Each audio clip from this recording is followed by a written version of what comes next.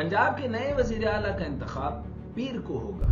अगली हुकूमत को कौमी असम्बली में 207 अरकान की वाज़ेह अक्सरियत हासिल होगी। अगर कौमी असम्बली तहलील होने की वजह से मुकर्ररा मुद्दत के अंदर सदर का इंतखाब ना हो सके तो आम इंतखाबात 3 दिन के अंदर अंदर कराया जाएगा। सदर का इंतखाब पहले कराया जा रहा है ताकि सदर आरिफ अलवी से जान खलासी मुमकिन हो सके। यह हुकूमत भी कोई आईनी तरमीम नहीं करा सकेगी।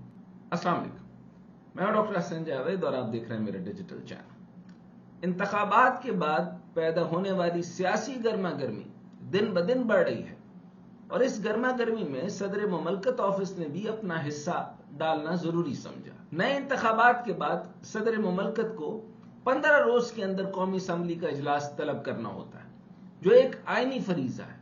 8 फरवरी को होने वाले इंतखाबात के बाद 29 फरवरी वो दिन है जिस दिन कौमी असम्बली का इजलास बुलाने की आईनी मुद्दत पूरी होगी।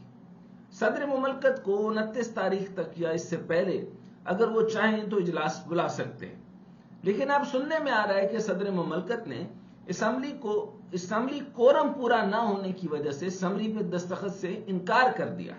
ये उनका मुसलसल वतीरा रहा है। उनके बगैर साइन किए या ना किए बगैर मामला तो हो जाना होता है, लेकिन सदर मुमलकत ऐसे काम करते रहते हैं। सदर मुमलकत के मुताबिक चूंकि इलेक्शन कमीशन की जानिब से अभी तक सुन्नी इत्तेहाद कौंसिल को मखसूस नशिस्तें जारी नहीं की गई, इसलिए वो इजलास बुलाने से माजरत करते हैं। यहां सवाल यह है कि सदर मुमलकत के इस जवाब की वजह से क्या एक नया आईनी बहरान पैदा होने का खतरा है? तो ऐसा बिल्कुल नहीं है, क्योंकि सदर मुमलकत ऐसा किरदार है जिनको कुछ अरसे से खुद पीटीआई का हल्का अहबाब और खुद उनको सीरियस नहीं लेता, क्योंकि कहा जाता है कि सदर आरिफ अलवी नजर का धोखा देने के माहिर हैं। उन्होंने ऐसा ही एक धोखा दिया हुआ है जिसका खमियाजा सिर्फ और सिर्फ पीटीआई को उठाना पड़ा। एक वक्त यह था कि जब ऑफिशियल सीक्रेट एक्ट कानून की मंजूरी के वक्त उन्होंने इतराफ किया कि उन्होंने इस कानून को मंजूर नहीं किया।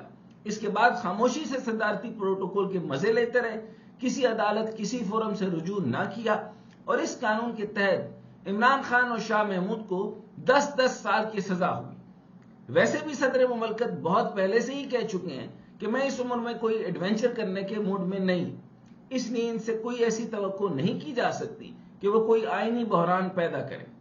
इनकी ये बातें जुबानी जमाखत से ज्यादा कुछ नहीं, लेकिन अगर मान लें वो ऐसा कर गुजरते हैं तो भी कोई खास फर्क नहीं पड़ेगा, क्योंकि आइन आम मामलात में सदर मुमलकत को इख्तियार देता है कि वो 15 रोज तक किसी भी असम्बली को रोक सकते हैं। लेकिन इलेक्शन के बाद कौमी असम्बली का इजलास बुलाने के मामलात में आइन एक और ही आर्टिकल के जरिए इन्हें मुकर्ररा तारीख से पहले या मुकर्ररा तारीख तक इजलास बुलाने का पाबंद हर सूरत पाबंद बनाता है। अब सूरत हाल यह है कि सदर आरिफ अलवी को 4 दिन पहले वजारत पार्लिमानी अमूर ने समरी भेजी थी।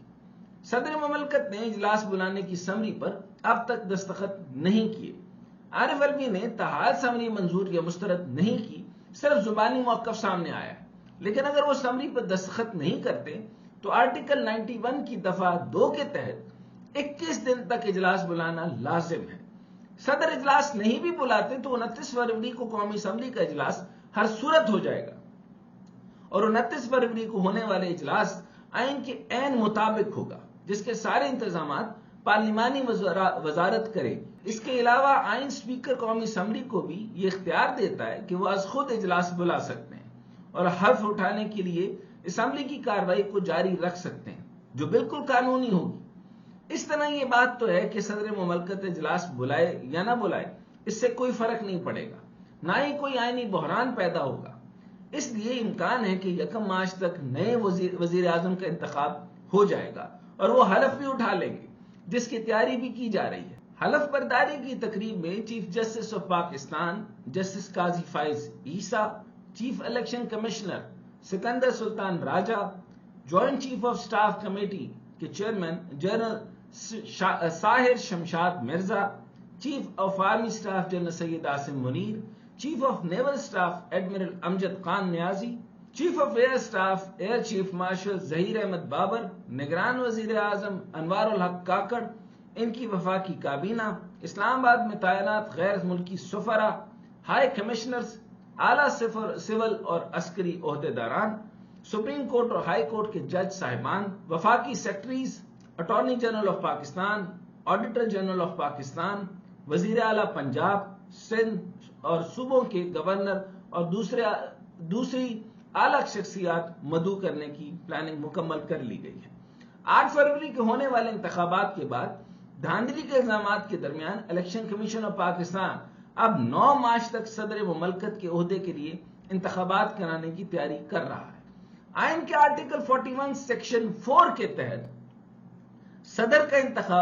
सदर के मियाद खत्म होने से 60 दिन से पहले और मुद्दत खत्म होने के 30 दिन बाद नहीं होना चाहिए।